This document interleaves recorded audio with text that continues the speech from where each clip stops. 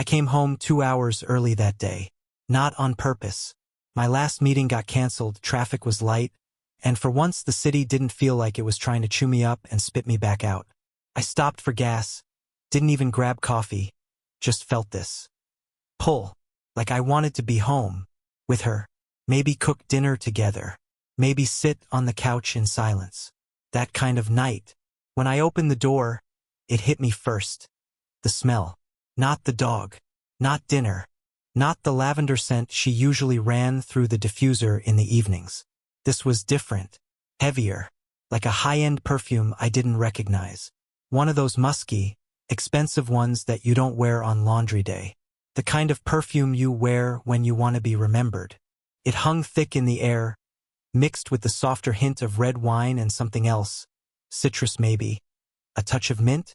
My nose picked it all apart faster than my mind could. The hallway was quiet.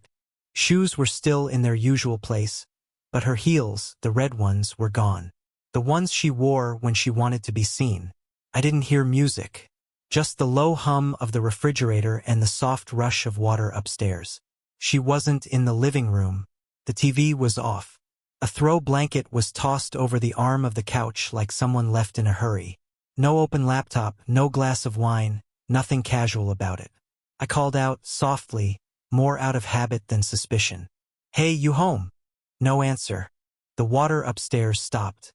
I walked into the kitchen, and that's when I saw them. 2 mugs. Not wine glasses. Mugs.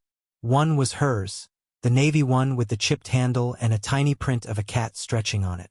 I'd offered to replace it more times than I can count, but she always said it had sentimental value. The other mug was clean, sleek, white, no chips, no logos, definitely not ours. I picked it up, still warm, on the rim. A faint smudge of lipstick, plum-toned, not her usual color, and a clear fingerprint across the porcelain. Not mine. Wrong shape, wrong size. Someone else had been here. I didn't move, didn't say anything, just stared at the cup for what felt like a full minute. And then she came down the stairs, wrapped in a towel, dripping hair tucked behind her ears, skin flushed the way it gets after a hot shower. She stopped halfway when she saw me. Her lips parted like she was about to say something, but she didn't. Not immediately. Then came the smile. Too quick. Too wide. "You're home early," she said, voice light, casual. Like nothing was off. I said nothing at first. Just pointed at the cup on the counter. She barely blinked. "Oh, yeah, Sarah from work came by for a bit. Bad day." She needed to vent. There was a pause. 1 second too long. Like she was watching to see how I'd respond. "She left like 10 minutes ago," she added, stepping past me, acting unfazed. "Didn't think you'd be home until late." "Neither did I," I said. My voice came out calm. Flat. Almost too flat. She moved around the kitchen like normal. Opened the fridge, pulled out a bottle of water. Didn't even glance at the cup again. She talked like everything was normal. Said something about her project deadline. Asked if I wanted to order Thai later. But I wasn't listening. Because her phone lit up on the counter next to me. A message preview. One of those iPhone banners that gives away just enough to make your stomach drop. "Dennis, work. You smell better than the whole evening." My eyes froze. I didn't touch the phone. Didn't need to. She saw me looking. I know she did. There was a shift in the air. Not panic. Not shame. Just calculation. Like her brain was already working overtime to explain it. And she did. She laughed. That forced kind of laugh that's meant to brush off anything too serious. "Oh, Dennis is just weird. He says stuff like that all the time. Harmless. He's like the office flirt, you know? It's nothing." I just nodded. Didn't push. Didn't ask. Because here's the thing. I'm not stupid. And I'm not the jealous type either. She always praised that about me. Said I was secure, mature, not like other guys. But maybe that's why she thought she could lie so smoothly. Because she assumed I wouldn't question her. She smiled at me then, not her real smile. Just a performance. Then she grabbed the mugs, rinsed them under the sink, and turned the faucet on a little too long. She changed the subject. Talked about how cold it was getting outside. How we should start thinking about Thanksgiving. Asked if my mom was still planning to visit. But my brain was already rewinding. Back to last week, when she said she was going to the gym at 8 p.m. but came back in a dress and makeup. Back to Sunday, when she suddenly started locking her phone again. Said it was because her email kept glitching. Back to last month, when she joked about Dennis texting her too much, then changed the subject when I asked how often was too much. The signs had been there. This was just the first one I couldn't unsee. I let her talk. I played along. I even ordered Thai. But the whole time I wasn't with her anymore.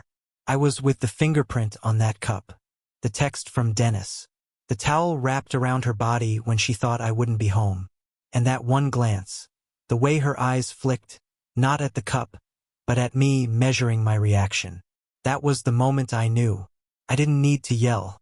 I didn't need to accuse. All I needed was time.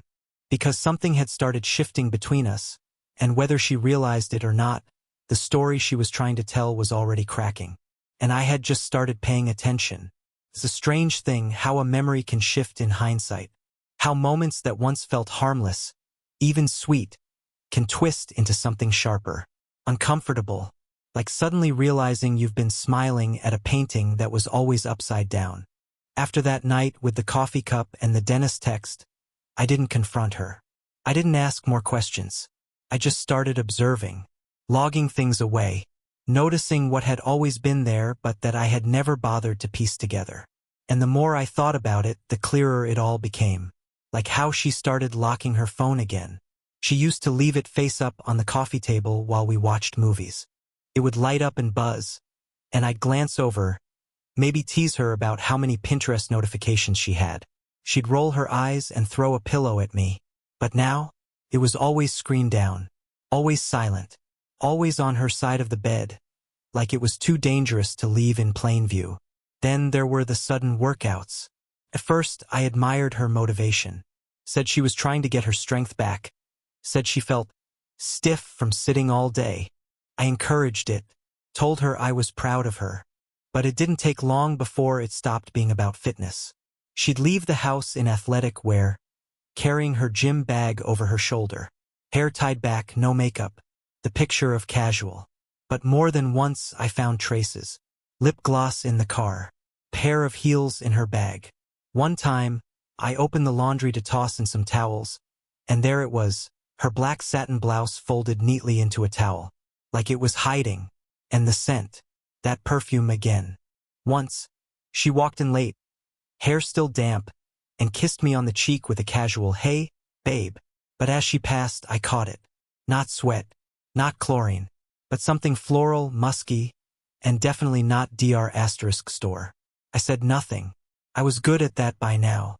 Instead, I started doing what she didn't think I would, remembering. There was that dinner we had with my friends. The one she said she couldn't make because of a headache. We were supposed to celebrate Josh's engagement. She said she was going to sleep early.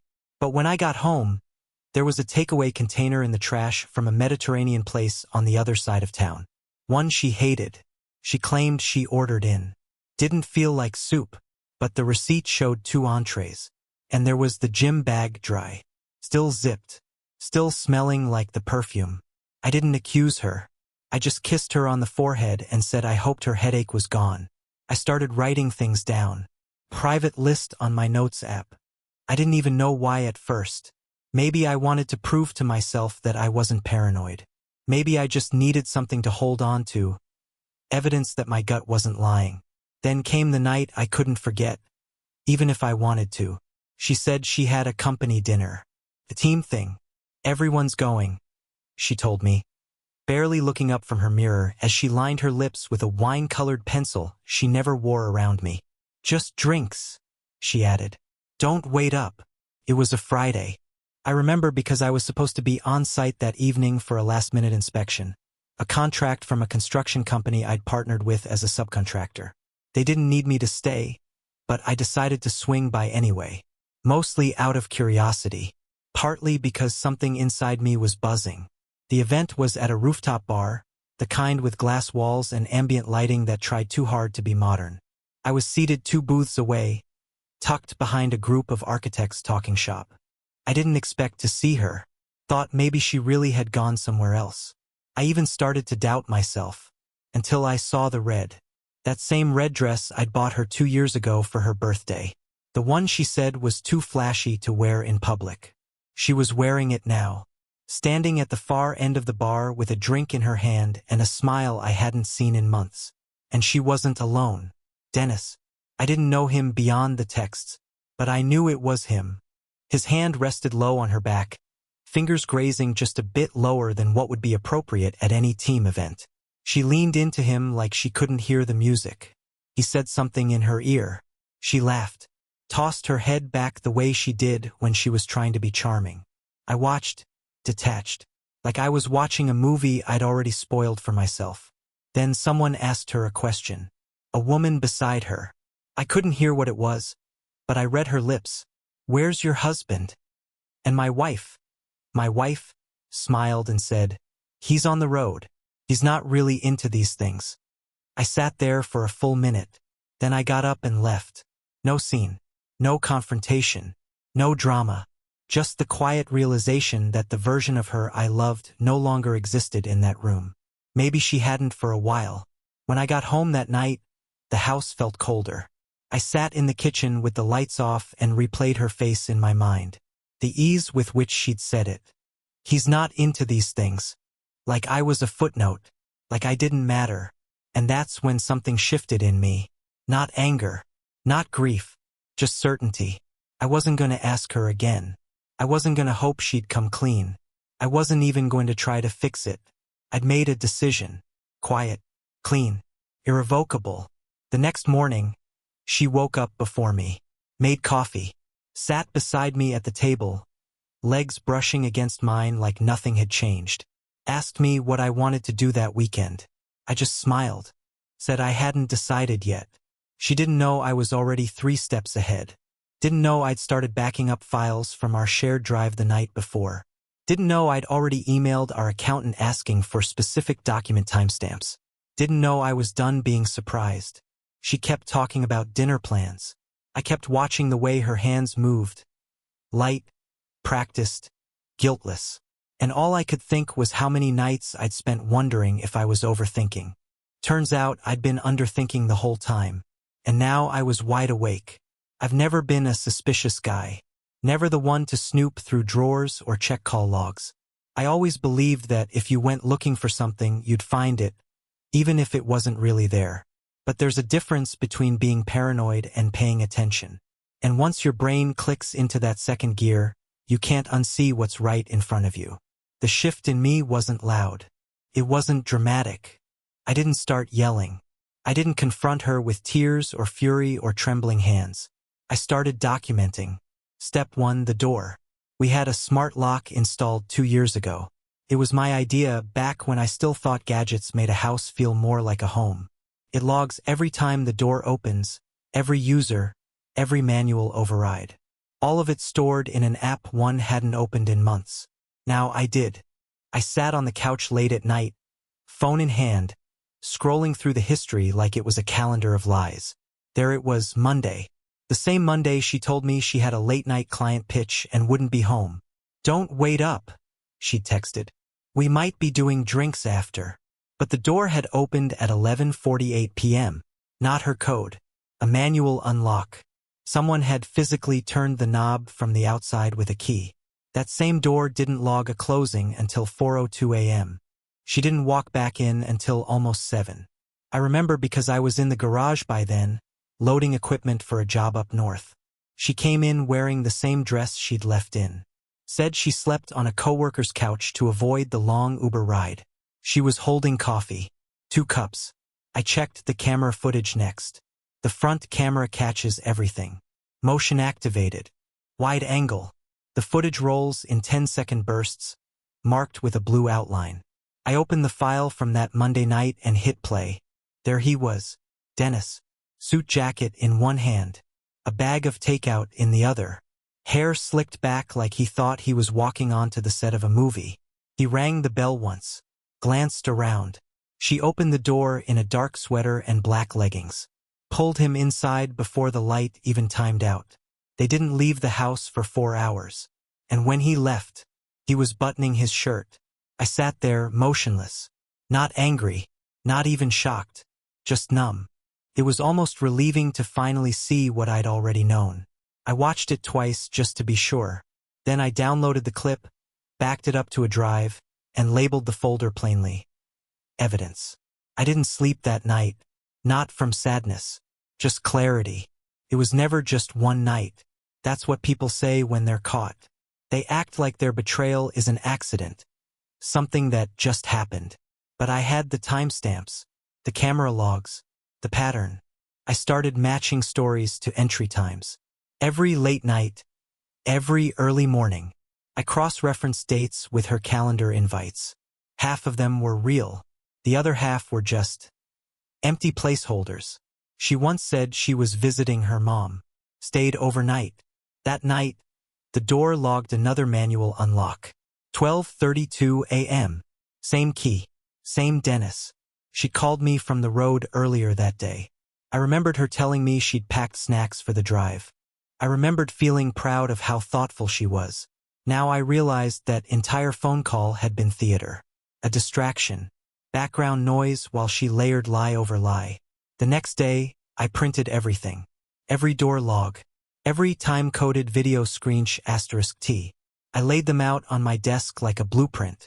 This wasn't impulse. This was routine. Scheduled. Predictable. I looked over at the photo on the bookshelf our wedding day. She was laughing in it. Not posed. Genuinely laughing at something I'd whispered in her ear during the vows. I stared at that photo for a long time, trying to remember what that version of her sounded like. Trying to remember if she had already started lying back then. Probably not. Or maybe she had. It didn't matter anymore. I didn't bring it up that night. Or the next. Instead, I watched her. Studied her like I'd never met her. She joked about how tired she was. Said the project at work was draining. Talked about how proud she was of the team. I nodded along. Asked her if she needed help making dinner. She smiled. That night, she fell asleep on the couch while watching a cooking show. Her phone buzzed once. I glanced over. Dennis again. The preview read, "Next time I'll stay longer." I took a breath. That was the moment. The confirmation wasn't just in the footage or the logs or the texts. It was in how easily she slept, how comfortable she was with the double life. I sat down in the armchair and just watched her sleep for a while. I wasn't looking at my wife anymore. I was looking at someone who had learned how to lie with her eyes open and her hands steady. She woke up around midnight, said she had a weird dream. I told her to go to bed. I'd lock up. She kissed my forehead and went upstairs. And I knew, without a doubt, she had kissed him the same way not even 48 hours earlier. I walked into my office and placed the folder into the safe I hadn't opened in over a year. It used to hold contract drafts and legal files. Now it held a different kind of truth. The real kind. The kind that doesn't go away when you say, "I'm sorry." The kind that doesn't need shouting or rage to be heard. The next morning, I opened a new spreadsheet. Labeled it Timeline. Every date, every lie, every cross-checked log and text. Her infidelity wasn't a single event. It was a series, each one bleeding into the next. Every excuse was a thread in a web she assumed I'd never look close enough to untangle. And I might not have, if it weren't for that one coffee cup. That one smudge of someone else's fingerprint on our counter. It's funny. That tiny detail broke the whole thing open. Now, I had a library. Footage. Logs. *TS. Messages.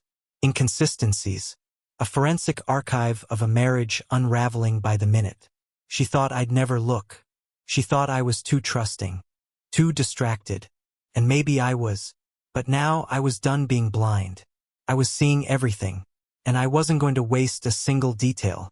People always say revenge is a waste of time. But this wasn't about revenge. This was about control. About reclaiming the parts of my life that she'd quietly chipped away at while smiling across the table. This was about pulling the thread, clean and methodical, until the whole thing unraveled.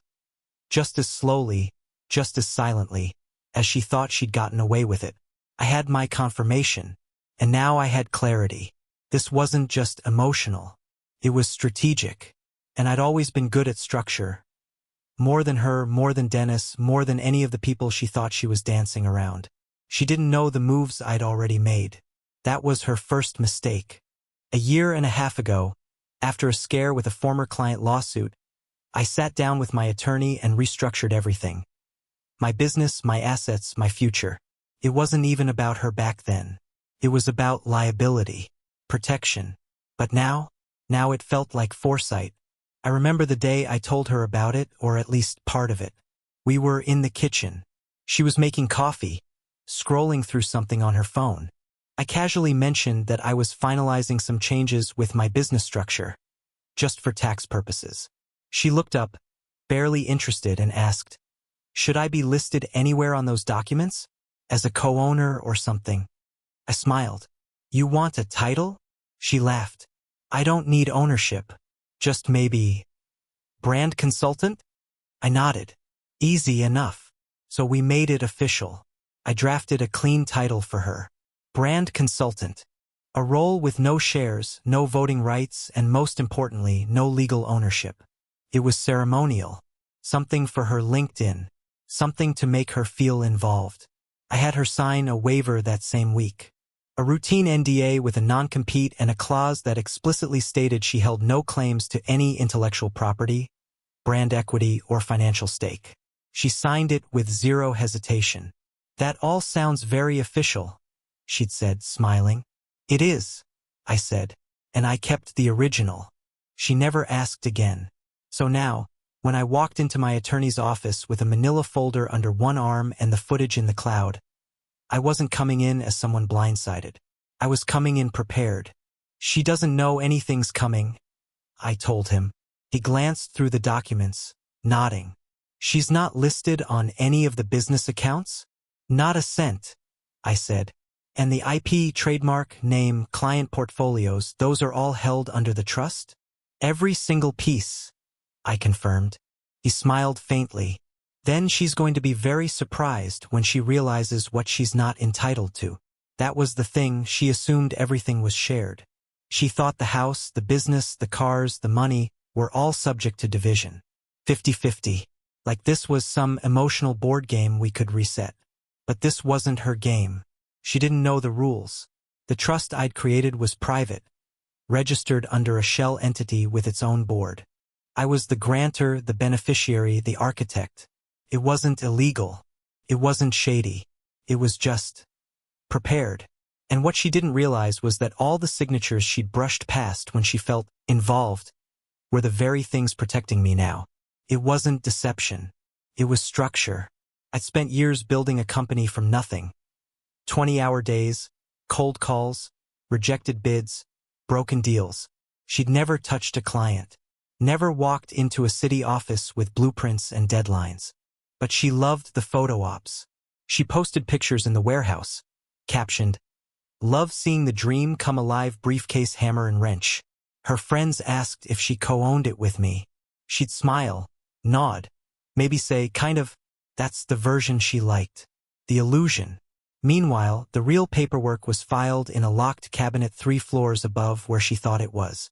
I wasn't angry when I thought about that. I was relieved, because now I could see the end of it all. Clearly, mathematically. I didn't need to scream. I didn't need to break anything. I just had to follow the paper trail she never realized she wasn't part of. We set up the next steps, preparing documents, verifying asset trails, initiating the split. The strategy wasn't to take something from her. It was to protect what was already never hers. Back home, she was sitting on the couch, half watching a baking show, half scrolling her phone. She looked up when I walked in. "How was the site visit?" she asked. I smiled. "Productive." She smiled back. That smile again. Glossed over, rehearsed. She thought she was still ahead. But she wasn't playing chess. She was playing charades. Later that evening, I opened the drawer in the office where I kept a sealed envelope marked with a red tab.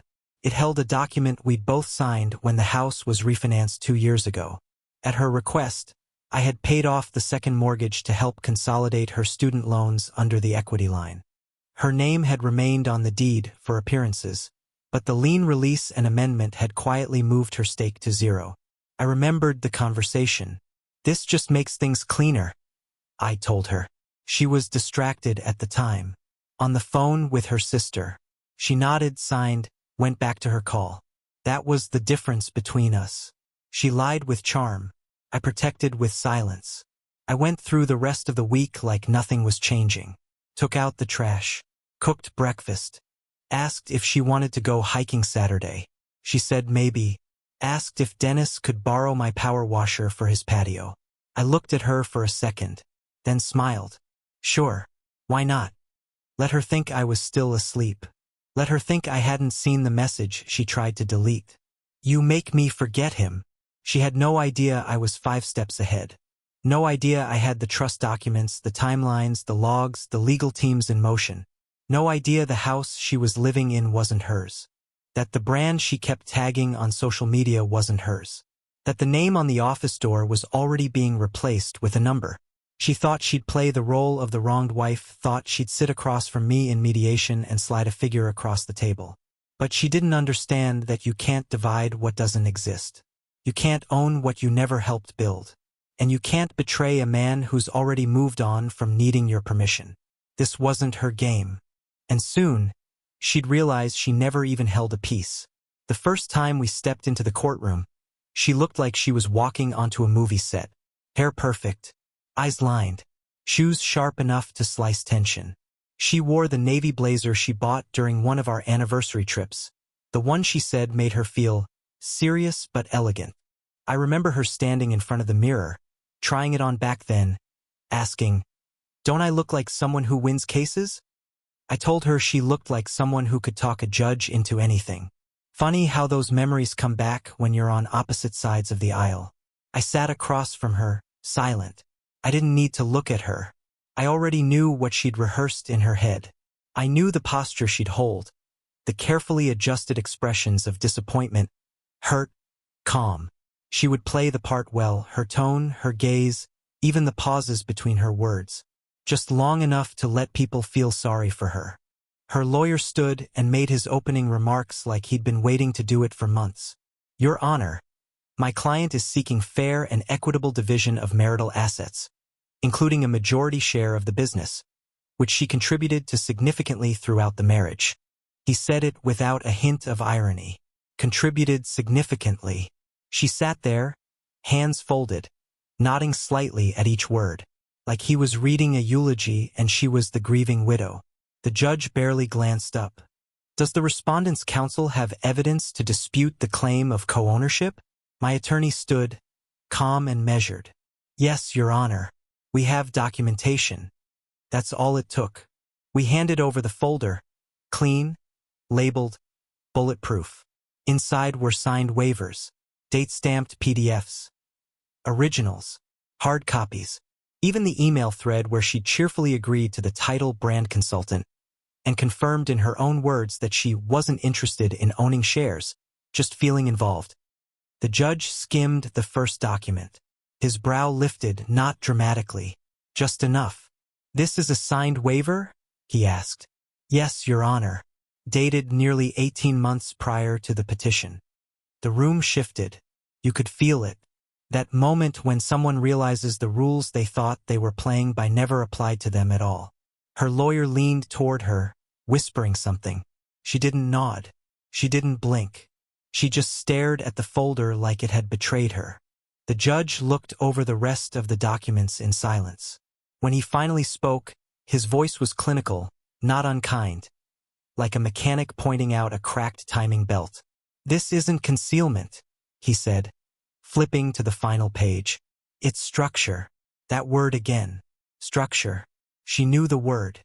She used it when we renovated the kitchen, when we were picking tiles, when she said, "Structure is everything. It's the bones." Now it was the verdict. At the second hearing, things were quieter. Her energy was different. Less actress, more witness. She wore black this time, subtle makeup, hair down. Her lawyer looked tired. He still spoke with confidence, but there was hesitation around the edges. They tried to pivot, tried to claim she'd made intangible contributions, that her emotional support, social media promotion, and lifestyle branding qualified her for part ownership. We let them speak, didn't interrupt. Then we slid another folder across the table. Every post she'd made tagging the company. Each one tracked, time-stamped, **TED. In the captions, she'd used phrases like, supporting my husband's journey, watching him build something from scratch, and so proud of his accomplishments. His, not ours. Her own words, presented back to her like a mirror held too close. And then came the waiver again. The judge turned to her and asked plainly, "Do you have any document that identifies you as a legal owner of this business?" She looked down. No reply. "Any communications, internal or external, where you refer to yourself as a shareholder?" Nothing. The only document in the file with her signature? The waiver, initialed on every page. Dated. Smiling in the scan even. The silence in the room was suffocating. Her lawyer cleared his throat, but even he didn't know what to say. The judge continued, "In the absence of ownership, there can be no division. The court cannot divide what does not legally belong to both parties." She looked at me then, for the first time in the hearing. Eyes wide, lips parted, like she'd just heard the G**N go off at the start of a race she never trained for. I didn't look back. I kept my gaze on the table, on the folder, on the facts. This wasn't about vengeance. It was about boundaries. She had gambled on charm and presence and the idea that relationships should override contracts. But charm doesn't override paper, and presence doesn't overwrite a signature. She played the part of the betrayed wife. But in the records, she was just an ex-contractor, with no equity, no rights. We left the courtroom that day with no celebration, no victory lap, just a nod from the judge and a court officer asking for next availability to finalize the asset freeze. Outside, her attorney tried one last time. "We could propose a settlement," he said. "Spare everyone the third hearing." My attorney raised an eyebrow. Propose one based on what ownership? There was no answer. They had nothing. She stood beside him, still stunned. No rage, no begging, just silence. Not the kind that screams, the kind that collapses. The next morning, workers arrived at the company office to install the new signage. I didn't stay to watch, but someone sent me a photo. My last name, once etched above the entrance, was gone. Only the trust's name remained. A neutral brand. Cold, clean, unsentimental. Exactly how it needed to be. I stared at that photo for a long time. Not out of sadness, but out of recognition. This was what it looked like when someone tried to divide a legacy built on stone with the assumption it was made of glass. This was what it looked like when someone bet against structure. And lost. She called late. Asked to meet. Just to talk. We sat in that old cafe we once loved. Long after closing. She wore the coat from our first anniversary. Said she didn't want anything, just a piece of memory. I handed her the first flyer we ever printed. She held it, then looked at me like I was a stranger. "You've changed," she said. "No," I replied. "I've just stopped pretending." The final ruling came quickly. She said nothing. Her lawyer didn't argue. Outside, the new sign went up. My name vanished. She watched, numb, not beaten, just finally aware that she'd lost something she never really owned. I didn't look back. No words, no rage, just the echo of everything she thought she deserved, fading into silence.